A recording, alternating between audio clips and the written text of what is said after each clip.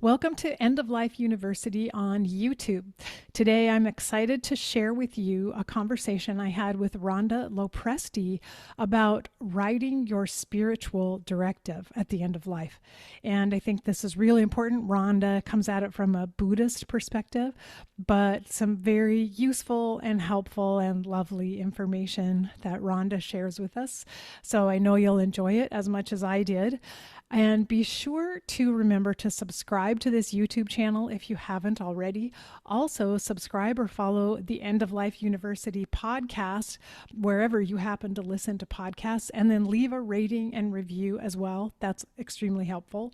And if you're so inclined to make a small contribution financially to keep this show and the podcast on the air, you can go to eoluniversity.com/support, and there you'll find 3 different ways you can chip in and help keep us going. So thank you and enjoy the interview. Today, I'm very happy to welcome my special guest, Rhonda LoPresti. Rhonda and I've been following each other for a while, so we're excited to have a chance to talk today. Rhonda is an end-of-life coach, home funeral guide, and longtime practitioner of Tibetan Buddhism. She has created and hosts a skillful transitions program for her retreat center in Northern California, a grief circle twice a month called Thoughtful Thursdays, and she offers the 9-week course called Writing Your Spiritual Care Directive, a Buddhist plan for the time of dying. You can learn more about Rhonda's work at her website, which is peacefullyprepared.com. So, Rhonda, welcome at last. I'm so glad we finally have a chance to talk to one another. Me too. It means a lot to me to be here with you, Karen. Yeah, I've just been so interested in your work, and particularly since you created the Spiritual Care Directive, I have felt like, oh, we have to talk about this. It's such an important topic. But I wanted to start by just having you tell us a little about your story and what drew you to become an end of life coach and a home funeral guide. Sure. Well, thank you. Yeah. I just had the very good fortune to start studying Tibetan Buddhism at a really, really young age. I actually used my study abroad program in college to go to Kathmandu, Nepal, because it was on my heart to just find a teacher, to find a community. Everything I had read about in Tibetan, I had looked at a lot of different Buddhist paths, Zen Buddhism and Chinese Buddhism, and all the and actually many religious. I was very, very curious about world religion, and but the Tibetan Buddhism just kept resonating with me the most. And so yeah, during a college abroad program, I went and had the really extraordinary good fortune to meet a teacher who I have now studied under my whole life. And his very first gift to me when I got to spend 6 months in Kathmandu, and as I was leaving and saying my goodbyes, and that I would see him again soon, he gifted me a book, and it was a book on the Bardos. And I kind of took it as an omen, like maybe a sign that something about conscious dying would be in my path and in my future. So that is just a very precious kind of directive right there when we met. Yeah. Oh, how interesting. Uh, Because I remember when I first read the Tibetan book of Living and Dying by Sogyal Rinpoche, I remember reading about the emphasis on being preparing for death and thinking about death in Tibetan Buddhism and thinking, oh my goodness, like I've missed something my whole life. Like I could have been doing this work for my entire life, all the time that I spent dealing with Western religions, which have kind of left death out of the picture. And I remember thinking, oh, what a loss. What a loss. If only that had been part of my spiritual growth and spiritual practice for all those years, it would have made a huge difference. really would. Yeah. Yeah. And actually, in those earlier years of my life, I remember feeling afraid of death. I remember, thinking that is such an unknown, what happens, and no one's talking about it, and it always felt ominous and dark, and um And there was another thing that really struck me as a young kid that I used when we watched Westerns, a lot of Westerns in my home. And there was always this scene where the cowboy got shot and, he was kind of clutching his chest, and he'd usually tell his best buddy, please tell my wife I loved her. And that scene would always kind of capture me. I would just be watching the scene thinking, he doesn't have any time left. Like everything's closing in on him, and he has all this unexpressed love in his Mm. heart, and that's the only thing that's really matters to him right in this moment. And I used to just feel so sad about that. And I think that was like really at a young age wanting to not be left in that state of where there's no more time. There's no more time, that we could be learning from our teachings long in advance and be living into them daily. Yeah. And you were just mentioning about religion leaving death out, like the Tibetan Buddhist teachings. It's almost like the flip side, like our practices invite us to think about death and impermanence, every practice, every moment. There's just really beautiful, beautiful fables and stories, of like a monk saying to his teacher, I think I'm doing well. I'm thinking about my last breath at least once a day, and okay, that's pretty good. And then another monk, I think I'm doing really good. I think I'm thinking of my last breath at least every meal. That's really good. And it's not really until the monk who says, I'm thinking about my last breath every moment, and then it's kind of like, oh, that's such a deep awareness and realization. So yeah, a strong, strong, strong invitation to think about the end of life, and not to be to be morbid or to be sad, but if we do, we end up getting really present in this moment. And I know with all the work you do, Karen, like, I've read your books, I know what you speak into. It's like taking that awareness that then infuses how we live every day. That's precious. It's so very true. And it's hard to explain that to someone who hasn't experienced it, because I guess it seems counterintuitive in a way. Like, how could thinking about death make you love life even more and experience your life more fully? But it's so very true because of that embracing of impermanence and the fact that everything around us is fleeting. So just enjoy it right now in this moment. Yeah. And then years later, I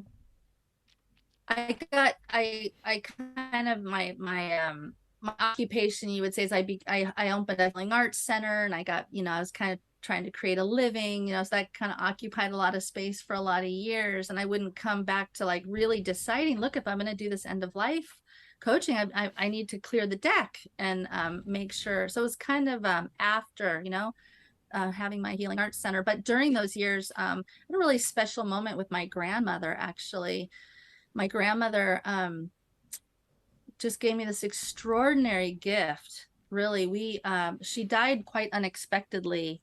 And it was one of those occasions. It was a Sunday. We were all together as family. It was a lot of commotion, and, sitting along a big buffet, big table, that seemed like it was 20 feet long. And everyone's celebrating Easter. And my grandmother put her hand on my knee and she said, I don't feel right. I feel funny. And I kind of stopped and looked at her, and she said, I can't feel my tongue. Hmm. And, I think that might be a sign for many people, but I certainly wasn't aware of signs, but I had this intuition, that that there was something very profound happening right there in that moment. And I turned, like, among all this craziness, I was able to alert my brother that there was something going on. So there was some activity going on in the background, but I really just turned her chair towards me, and I put my knees to her knees, and I took her hands in my hands, and I just started telling her, Grandma, we love you so much. You are like the heart of our family. And just and she, you know, she was a little bit like, wow, you know, really, thank you. And we just had this really beautiful exchange. And I could see her expanding into the this gift, you know, that we were exchanging together. And it was really filling her up. And then she went unconscious, and she was having a stroke. And I just realized in that moment how amazing to not be distracted, you know, to just not be distracted in that moment and be with her and be in this loving field, and create that with her. It was very, very special. And um, I can't take credit. It just kind of happened, but it was like one of those amazing gifts, right? That Mm-hmm. the universe just offers you, where you think, wow, this is possible. This can be possible for anyone and everyone, to have this kind of undistracted presence. Mm.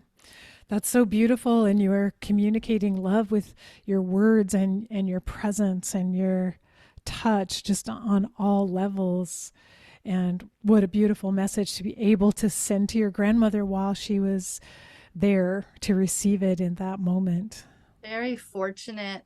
And also so fortunate that when we create that experience, that's what now resides in me as I walk on, you know, is that's what I get to think back on.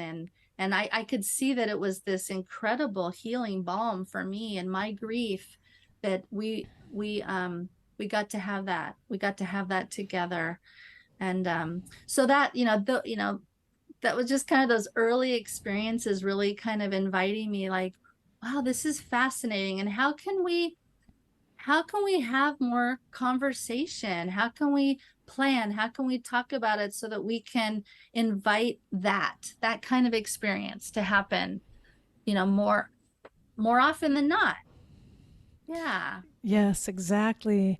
And so that feels like the deeper purpose and meaning of all the work that any of us are doing around the end of life, is to help people come to that realization and be able to have those experiences because they're willing to take the time to be present at those moments.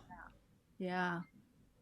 So I kind of that, and I had the really beautiful privilege of walking my mom through the end of her life. She had breast cancer to bone cancer, and walked with her. And then I got to see kind of more of the other side, the way the medical community would continue to have us treat, and, um, you know, I could share very vulnerably that even like 2 days before my mom went unconscious, and that kind of active phase of dying when you really start sleeping, for many, many people in those last 3 days, like 2 days before that, my mom asked, am I dying?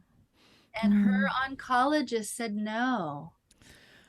And I was standing in the room, and it was one of those moments where I I knew how I felt. I didn't want to miss this opportunity to be with my mom with honesty, and in the presence of what was really, really happening. And but I also didn't want to interfere with her process and her absolute devotion to her doctor, actually. And so it was an awkward place to be, and I chose to support her in what she wanted to think and believe and reach out for. But I could feel that we might have missed something between the two of us, in terms of that real deep wish to have, I don't know, say goodbye and really be present for one another. And so I got to have that experience on the flip side. Which was so good that you got, yes, you got to see the opposite, which is so very common in our society right now. But that brings up an interesting point that I wanted to make, which is one of the things I encountered a lot in my days of working in hospice is staff members would come back from seeing a patient, and I would ask, what about spiritual care? What have you offered in terms of spiritual care? And they would say, oh, the patient doesn't want any spiritual care. They're not religious, so they don't need any spiritual care. And I would always say, but everyone needs spiritual care on their own terms, like whatever those terms are for them. Everyone needs to find meaning in life and to feel loved and to have opportunities to forgive and to connect. It doesn't have to be related to any religion at all or any kind of spiritual beliefs. Everyone has those needs. And so I oftentimes had to just remind the staff, like, don't forget, they still have needs. Yes, we don't need to bring in a priest, or a shaman for this person, but they need an opportunity to talk about these needs. And then from there, I went on, I read that Paul Tillich describes a person's spirituality as whatever their ultimate concern might be. And it made me think, maybe for your mother at that moment, her ultimate concern was listening to her doctor and following the doctor's plans. And that was, in a sense, her way of being spiritual. Yeah. Yeah, that's true. Mm-hmm. But I totally understand the loss of that Mm-hmm. opportunity in that moment Yeah. when Yeah. you're willing to have that honest discussion Mm-hmm. and it doesn't happen. Yeah. Mm-hmm. So I mean, thinking about a plan, I mean, sometimes it can just be called a death plan. I mean, I think, we make all kinds of plans, right? We make birth plans. I mean, that's probably one of the greatest metaphors we have, going into an experience and what do we want it? What do we want it to look like? What are our preferences? What are our ultimate concerns? And can we express them in advance? Yeah, and because similarly with birth, we don't know for sure that they will happen the way we'd like them to. We don't know for sure what this event, how it will turn out, or what the outcome will be. But the planning itself is so important in the process. Mm-hmm. Yeah. So I loved it that you created a spiritual care directive. I know that you have one for people who practice Buddhism, but that you also made a universal care directive, which is fantastic because it could be applied to anyone.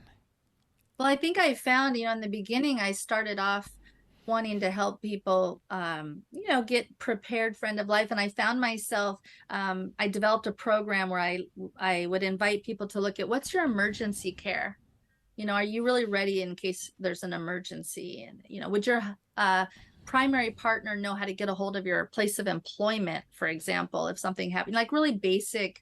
And then, so anyway, my 5-week course would be emergency care, medical care. Have you done your medical care directive? Your spiritual care, your memorial care. Does everyone know your plans? And are all your legal affairs, or is your legal care ready? So it was kind of this 5-pronged approach.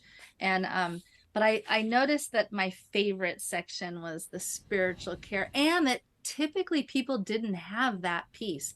Like a lot of people had everything else, particularly their legal. Like if I asked people, would you consider yourself prepared for end of life? Most people will say, oh yeah, I have my legal affairs in order. And I could see early that, okay, well, there was a lot more. And, we just don't know what we don't know. People would say, oh, I'm all prepared. But then I would maybe ask 5 or 6 questions, and we'd recognize right away that there's a lot more involved if you want to, when you have that chance to sit down and talk about it, actually. So, yeah. Yeah, so true. And it often gets left out of these conversations if they happen in a medical setting. Even sometimes, even in hospice, sometimes we don't necessarily talk with people about their spiritual wishes or any plans that they might have spiritually for their end of life. So it's just so important to think about it. But you've also created such an amazing tool that people can use, which is it's actually a document that people can use and complete so they could do it on their own time. I know your course, it sounds like, walks people through it and you help them because some of these are not things they may have top of mind when they fill it out. Yeah, yeah, the directive, it kind of starts with, creating a vision. What is your birth, like a birth plan, what's your death plan? What do you see? What are your ultimate concerns? And I have to say, I got a lot of support and inspiration and creativity from your article on how to create a vision board. For me, it was when I read your article, I was like, that's what we do in my first session of my 9-week class. What's your vision? What's your vision? What, if you could express it, what, and it's interesting because sometimes you might want to design your vision after you've had a lot more death education, because again, we don't know what we don't know. But just creating that vision of what would what would support you? What are you concerned about? What will help you? I mean, I love in your book, I've read your book. I was kind of looking at it again, and you have such great stories. Um, what helps you keep your composure, right?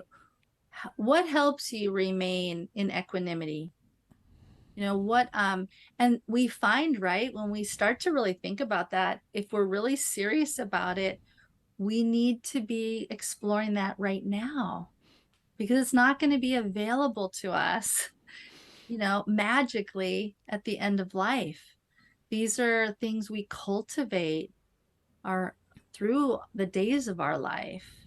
And so just thinking about your Dharma vision, of all the things that you would imagine that would be your greatest vision, your greatest aspiration, your greatest intentions, how beautifully that begins to guide all your choices today and all the mini deaths, right, that we face every day. So that's where we start. That's a really great place to start with people, is the vision. And then we move through, and we can move through that, if you like, the different phases. Well, I really like, I mean, you've been really comprehensive in the directive of including things that may or may not be meaningful to people. But for one thing, spiritual prayers, or which could also be poems, it sounds like, or any verses that may be really significant to people. Yeah. And I think that's really powerful because those are the words other people could speak to you when you're on your deathbed that may have really deep meaning for you. Yeah, there's a beautiful quote by the Dalai Lama and he says there's two things you'll need at the end of your life. In your active dying phases, you'll need to rely on what you can remember, right? What you've cultivated and what you can remember. And then you'll rely on on your friends to help you remember. Mm. So, yeah, and so whether it's poetry, aspirational prayers, mantras, phrases. I always share with my class that my personal aspiration that I use daily is I always want to stay open and curious. Mm. It's something I've been saying to myself for a very long time. I just want to be, and in many situations, like, when life rears up and we get into really tough situations that can hurt or surprise us or scare us, I'm always saying to myself, just be open and curious. Just be open and curious. So if I had a Dharma friend whispering that in my ear during my active phases of dying, hey, Rhonda, just be open and curious, that would be really powerful for me. Now, no one's going to know that unless maybe I've written it down in my directive and shared it with my friends, right? So it's an Exactly. opportunity. Mm-hmm. Oh, I love that. That's just beautiful. And what that could trigger for you in that moment, for someone to just give you that little memory and bring you back to that place where you remember that. Yeah, and we all have those, right? We Mm-hmm. all can explore and figure out for ourselves what is meaningful for me, what really nourishes me, what supports me, what would really turn my mind towards acceptance or allowing or welcoming or calming or grounding feelings. So yeah. Yeah, that's so interesting. One of the stories I would share with my hospice staff when we had this discussion about, oh, some people are just not spiritual, so they don't need any of this care. One of our patients loved baseball, and considered himself an atheist. He had no need for the chaplain, didn't want any discussion of spiritual care, but he wanted to talk about baseball at every single visit.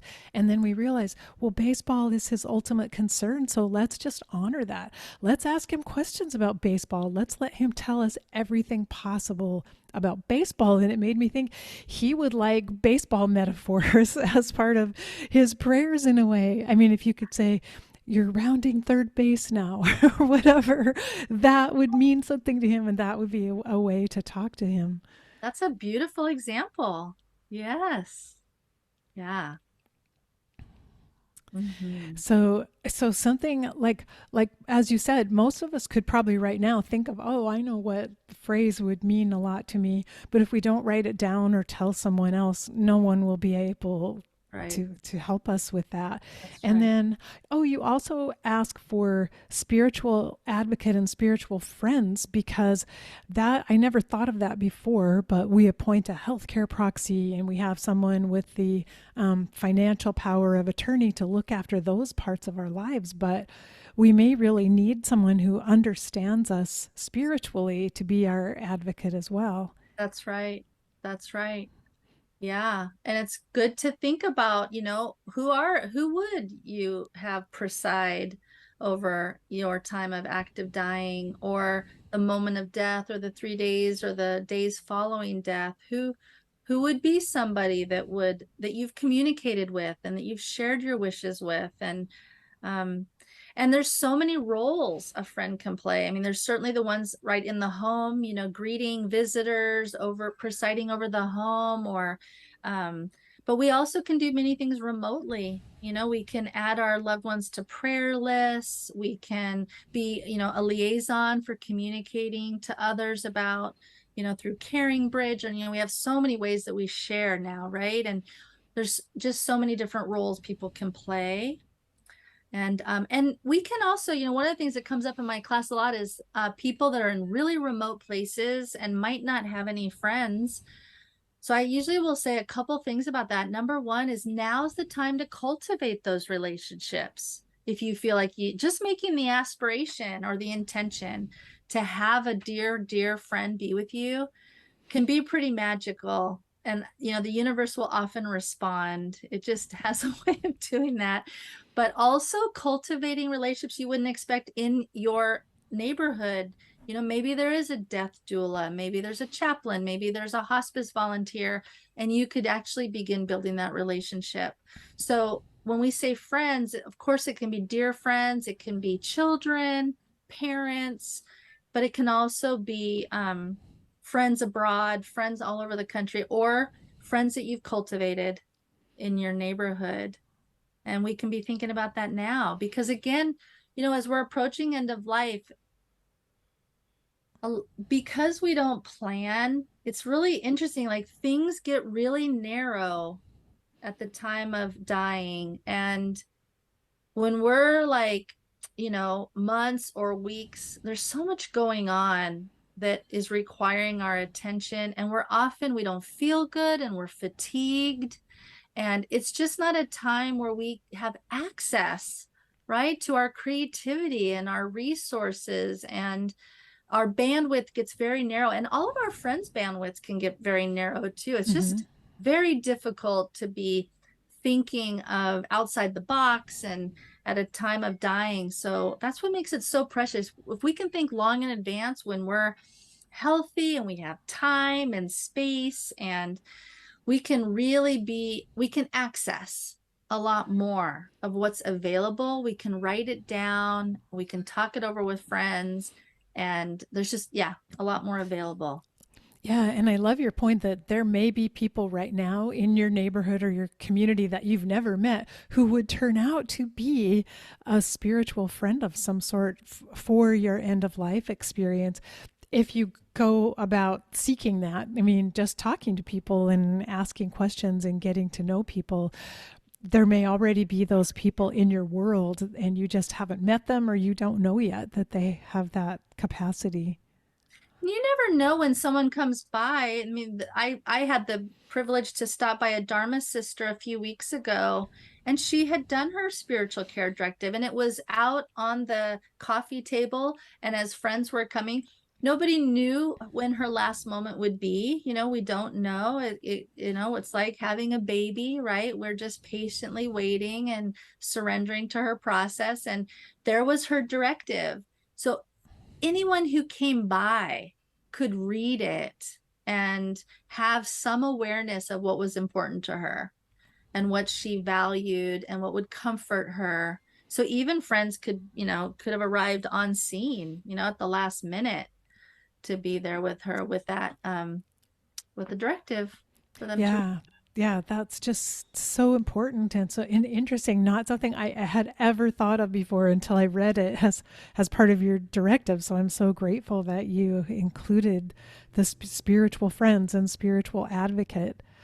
Let's see. uh, Well, along the same lines, spiritual teachers, because you may have a special teacher that you would like to be present with you. Right. I mean, we hear that in so many religions, right? So, I mean, it's very, very common in Tibetan Buddhism that a practitioner would want their teacher to know their moment of death for many reasons. But in all religions, we often have our the head of our spiritual community will often visit the home and give last rites. And so, who is that for this person? And how do we get a hold of them?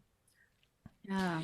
Yeah, and it's true because it's possible that the caregiver for the patient is a family member or loved one, but who hasn't been directly involved in the loved one's life for a long time, who wouldn't know those things off the top of their head. They may not have a clue, who matters to their loved one Mhm. spiritually. So it's just so important to record that information. That's right. And Yeah. then I think the thing that I'm just the most excited about that you mentioned is having a spiritual items box, because ever since I was a little girl, I've absolutely loved boxes and I collect them, and I have boxes full of boxes and I always put special things and favorite things inside of boxes. And so as soon as I read that, I thought, oh my gosh, I never thought of that. That's like, I definitely want to start working on that. So I'm curious about what what people use their boxes for and what they might put in a box.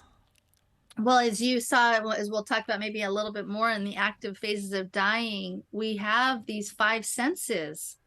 We see, we hear, we taste, we touch, we smell, and there can be supports for all five senses, things that we see, right, that are inspiring, that help us relax or love or think of others or help us in that way. So a box would be including things that, yeah, support you at a time when you would need them most. We have a lot of objects in Tibetan Buddhism.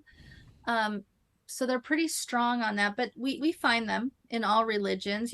For example, in the Tibetan Buddhist religion, or spirit path of spirituality, they have things like liberation pills, like sacred substances that have been consecrated in rituals and passed on. And those substances might be placed on the tongue or maybe crushed and placed on the crown of the head. Or there's a lot of representations of love that have been put into objects.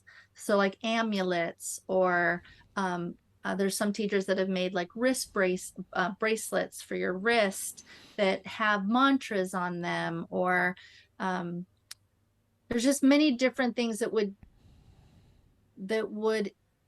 turn your mind back to a place of faith and surrender and trust in all that you've studied in your life. And so a Dharma box can have things in it like, a rosary or candles, or maybe your box has holy water, or maybe it has a thumb drive with all the most beautiful music that you would just love to have in your room playing for you. It could have prayers or your favorite poems, but printed. A lot of times if people have favorite prayers, they can make prayer books. We can put a lot of different things in that would be reminders for us. Hmm. Yeah. Yeah, I'm like a collector of objects from nature. So I have a lot of my boxes have seashells and special rocks that I find and things like that. So I imagine those could go in the Yeah. box too. Some of the rocks I love to hold in my hands because they're so smooth and so it's just a powerful feeling. These rocks that have been present on the earth for for thousands and thousands of years and holding them. And anyway, so yeah, Yes. I could just imagine a lot of a whole variety, whatever, Yeah. or you could put a baseball in there if That's baseball was right. Yeah. Hmm. your favorite thing. But I love that idea. And as you said, this will take a little creativity and some time to think about what would I love to have in my box that accompanies me in those last days of my life. Yes. Yeah. I like how you're thinking about it. Yeah, it already got me started. I mean, And sometimes it can be things like homeopathics. mm, Like I know a lot of people like rescue remedy and the different things that support us. It can be essential oils mm, if that really, if you have a deep association, and that's kind of what maybe is at the basis of a lot of these items is things that we've habituated to that calm us, that inspire us, that call forward our love and appreciation and gratitude for this life.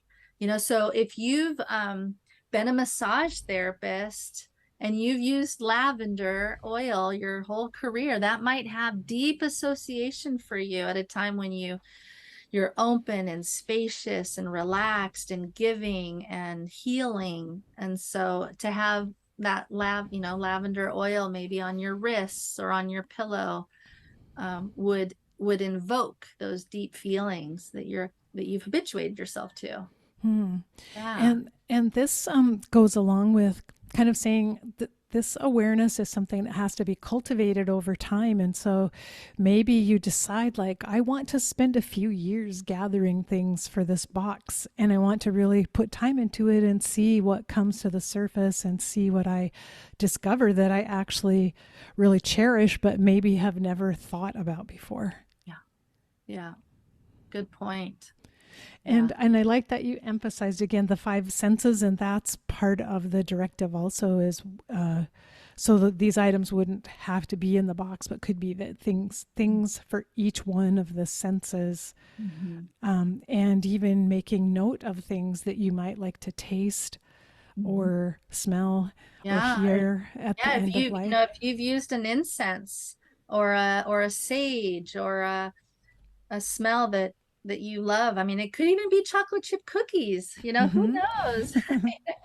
um, and the same thing with taste. If there's been, Tibetan Buddhists will often have like a substance that's placed in the palm of our hand. It's given to us by a teacher that we consume actually, and it has a flavor of kind of a like herb, like it's an herb flavor. And so sometimes it's nice to kind of drop those substances in water when we're moistening the lips, Mm. and it just has that tinge of the flavor of that medicine that we're so familiar with in receiving.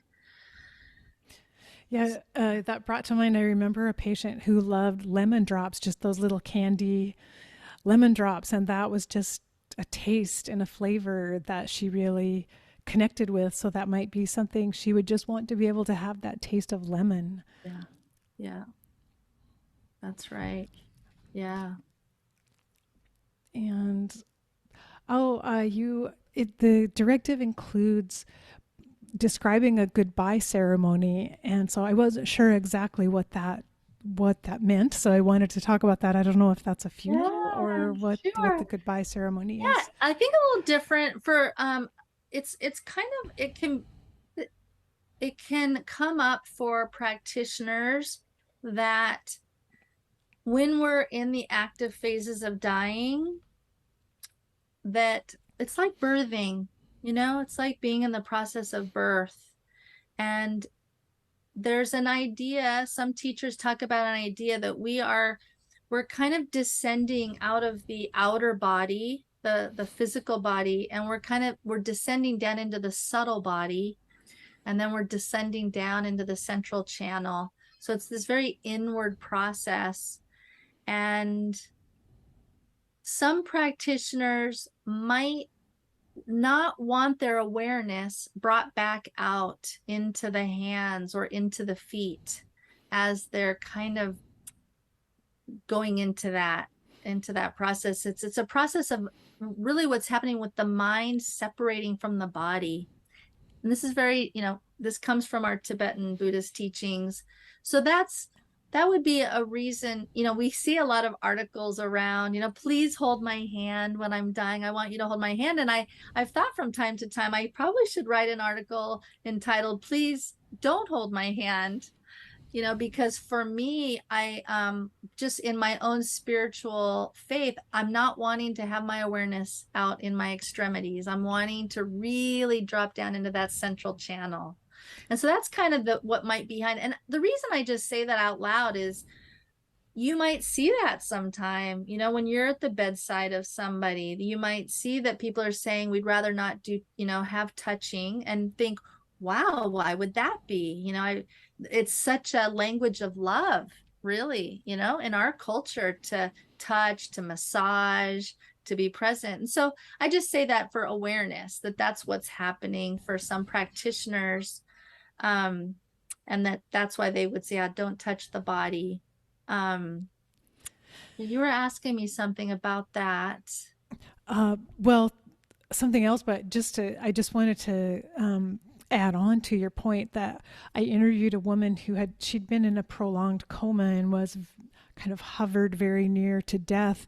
And she now works with the dying and feels very in touch with and attuned with people who are in the active dying state. And she has said the very same thing, like, don't touch them because that keeps them anchored in the physical body at a time when they're trying to separate. Yeah. And it actually slows down the process. It's distracting in a way.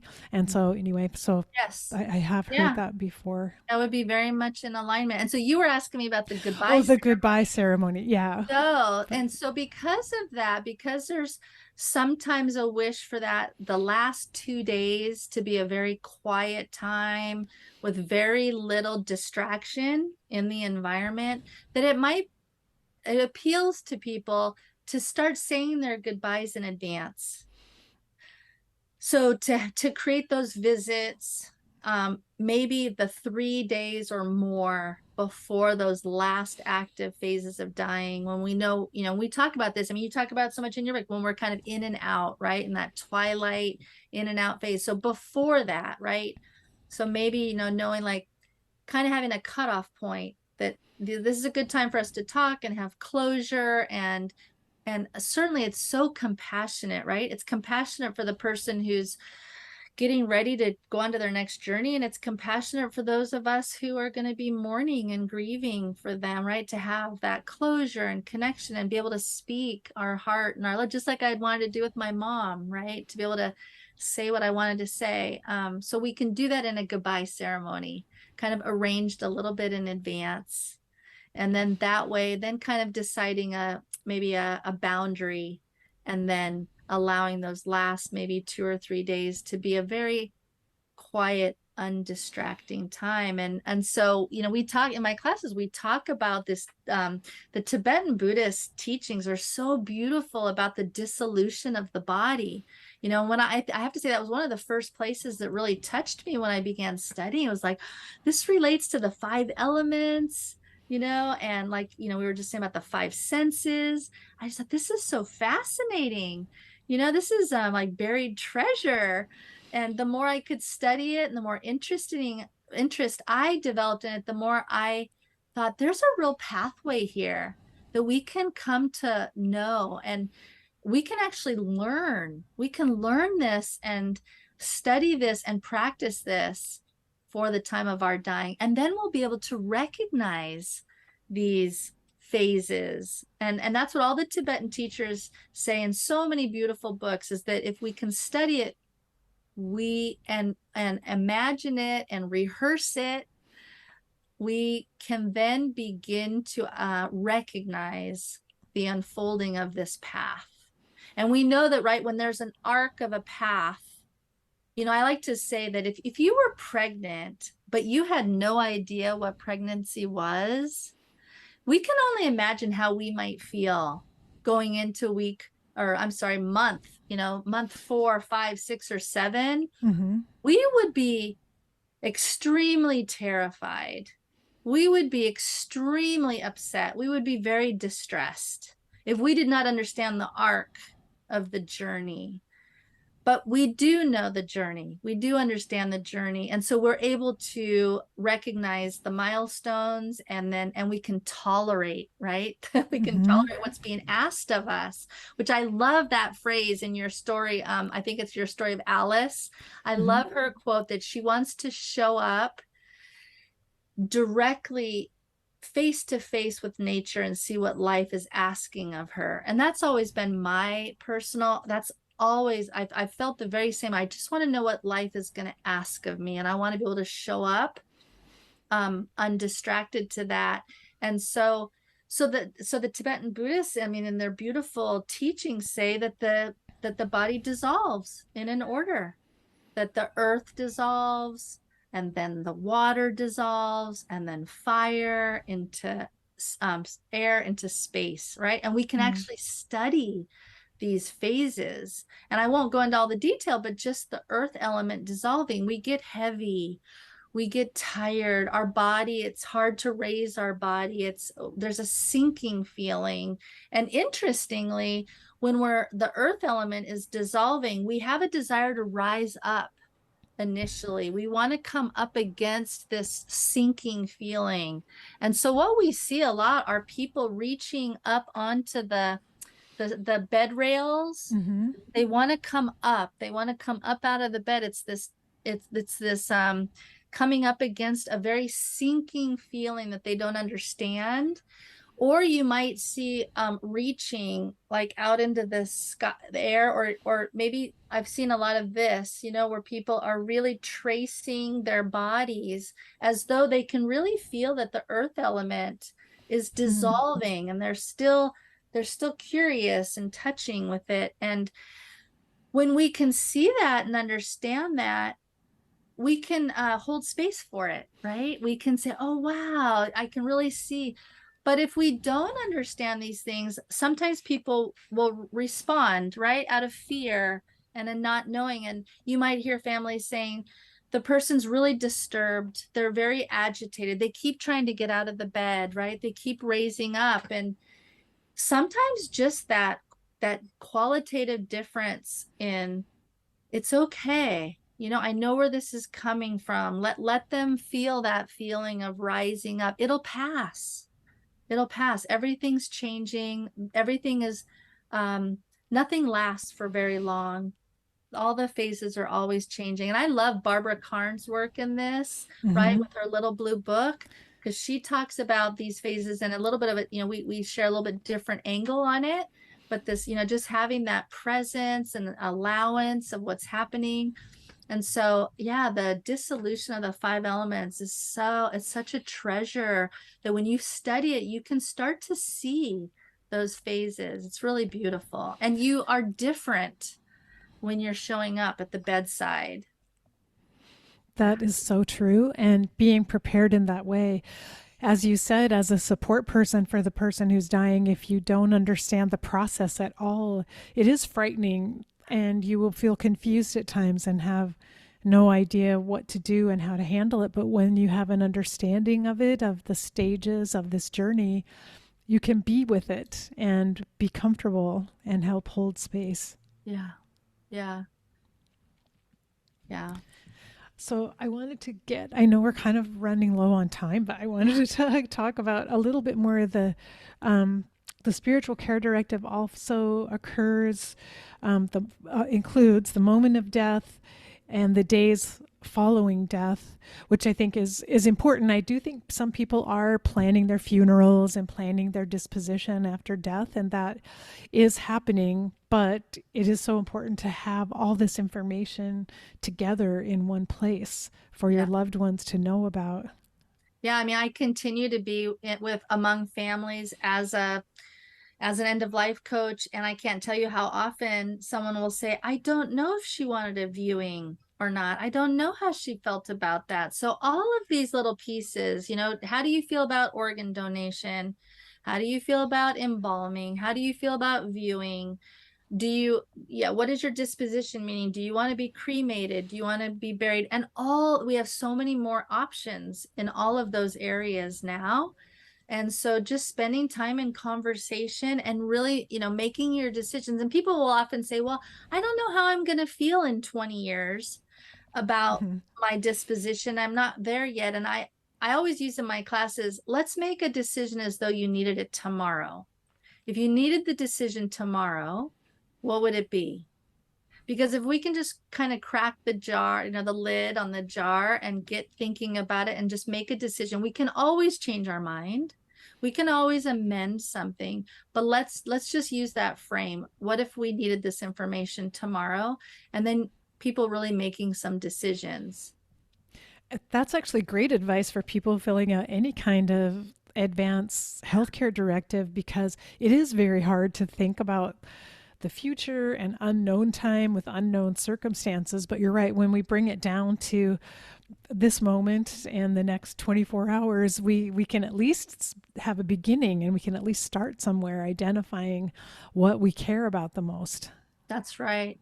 That's right. And in the Tibetan Buddhist tradition, there's a bit of I would say there's a greater proportion of people that might choose the home funeral because there's a pretty strong, um, there can be an invitation to really allow time for the mind to separate, and it's kind of radical in Tibetan Buddhism. We actually don't die at the last breath. That's only the outer respiration. There's still an inner one. So I just say that in Tibetan Buddhism, there can be an idea of kind of leaving the body for 3 days. And so a lot of practitioners want to explore the home funeral. Not everybody for sure, but it's an interesting option. And most people don't even know that they have that option. That's again going back to our death illiteracy. People don't recognize that they have choices and that their families can lead and direct end of life, the whole end of life choreography. And yeah. And it's really important for death doulas and hospice workers to know, if they're working with someone of the Tibetan Buddhist faith, that they need to understand the family may want to keep the body at home, and if they can assist with Yeah. finding out how to do that and how to bring in dry ice and to make sure that they're able to carry out that tradition, I think is really important. Yeah. Yeah. So yeah.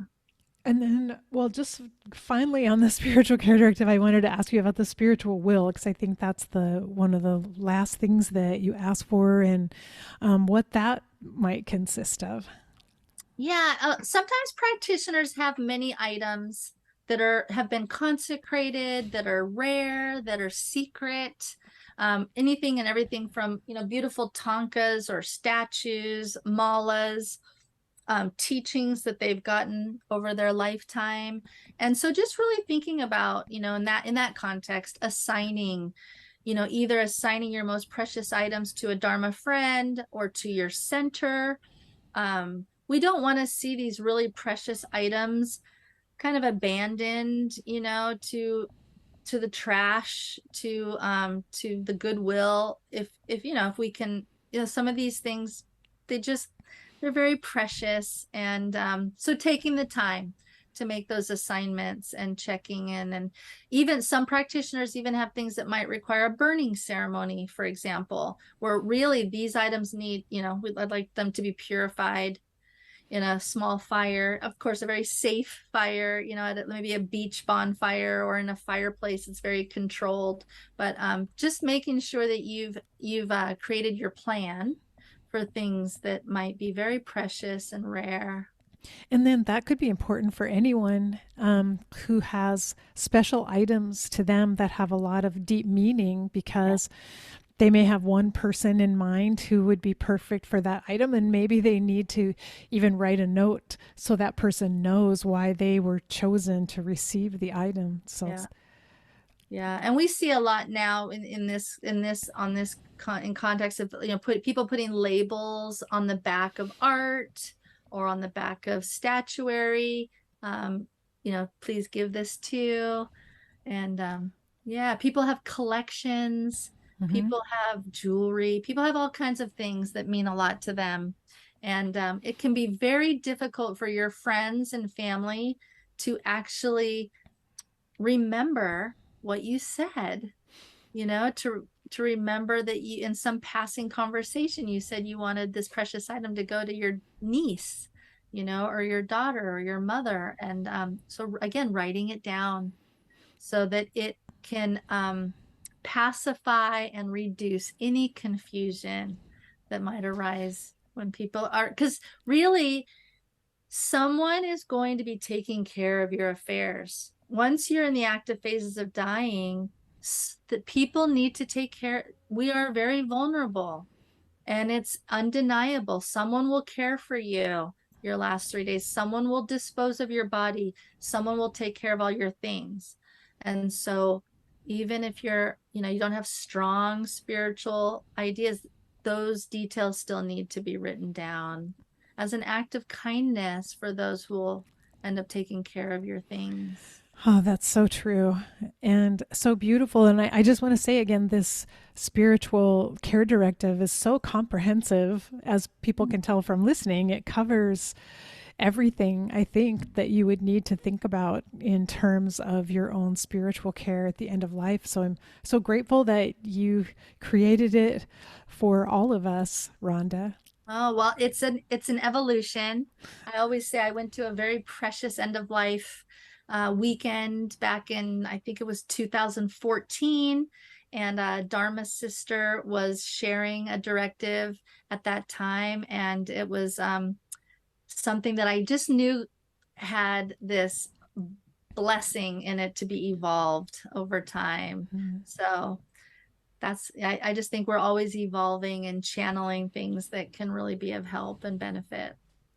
Well, I wanted to mention to listeners that they could go to your website, Peacefully Prepared, because you have information there about, I know you have um, Thoughtful Thursdays, a grief circle that you hold. Is that online or is that in person? It's a Zoom call. It's the second and fourth Thursday of every month. I co-lead it with a magical, amazing end of life coach, Lori Krause, and we come together to hold space in a way that's not about grief education. It's not about answering. I mean, we do answer each other's questions, but it's a place to share and resource and connect, and allow people to experience what's happening for them in their grief. So it's very special, and anyone is welcome and can find it on my website. Do you have a newsletter or something that people could sign up for, or just the information will be there if they go to the website? Yeah. Yeah. And then also, I know that from time to time you conduct these 9-week workshops on writing your spiritual care directive. And we talked about, we don't know the dates of when the next one will be, which is fine, but people can find out by going to peacefullyprepared.com and Yes. look it Or up there. always reach out at Rhonda at peacefullyprepared.com, my email. And is the spiritual care directive available on your website, or do people have to sign up for the workshop in order to access it? I make it available. I make both. I make the spiritual care directive available. I've also created a PDF fillable form for those who like to just enter right on the screen, as opposed to say printing it and writing it. So you can print it and write it. There's a fillable form. And then I also have a universal spiritual care directive that is non-denominational. Yeah. Yeah, so that's And they're all wonderful. available. Anyone wants to reach out to me and request one, I make them available. So Rhonda at peacefullyprepared.com. That's so generous of you. And thank you again for creating it and then for offering it to people, because truly it's a blessing and everyone will benefit, I believe, from having this available to them. Yeah, well, Karen, thank you so much for inviting us to have a conversation about it. Oh gosh, I've been so excited about this to chat with you, and I hope that we have many more opportunities to talk together or meet in person, because I feel like we're kindred spirits in many ways. I do too. Yeah, let's please keep in touch. Yeah, definitely we will. Well, blessings to you in your ongoing work, Rhonda, Thank you, until we Karen. get a chance to be together again the next time. Yeah, I'm looking forward to it. Me too. I hope you enjoyed my conversation with Rhonda LoPresti about creating a spiritual care directive, even if you're not spiritual at all or religious. And I hope that point came through, that each one of us has ultimate concerns. Each one of us has an inner life and inner world that needs our attention and focus throughout life, but also at the end of life. And I really appreciated Rhonda's thought of appointing a spiritual advocate, because we have our healthcare proxies who ensure that we get the healthcare we want. We have the financial proxies who make sure our estate is handled the way we want it to be. But why not also have a spiritual advocate, someone who knows your inner life and the special things that you may want to have happen at the very end of your life? And possibly your spiritual advocate will be a death doula or someone else that you bring on to help you at the very end of life.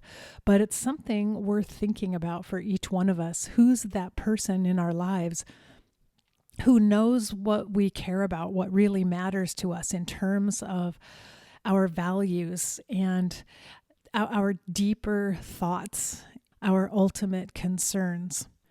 And I did want to remind you that Rhonda makes her spiritual care directive. It's a PDF file, beautifully done, but something you can fill out by hand, or as she said, it's also available on her website to complete digitally. So you can go to her website, peacefullyprepared.com, and I believe there will be a link there. If not, you can also email Rhonda, and she said she'd be happy to make sure you get the copy, Rhonda at peacefullyprepared.com. So do check that out for your own uses, but also to recommend to other people if you're working with someone who might benefit from having a spiritual care directive. So I'd like to ask you, if you enjoy this content, to please share it with other people who might also benefit from listening in to this podcast.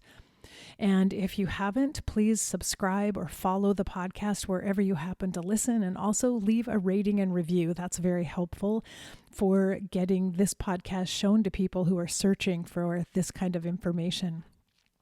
Also, if you would be so kind, please go to my YouTube channel, End of Life University, and subscribe to that channel as well. You can watch videos of me and the speaker. I've been doing those this entire year, so you'll be able to go back and watch some of the archives and see the two of us talking together over Zoom.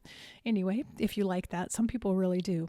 So you can go to YouTube and look for End of Life University there.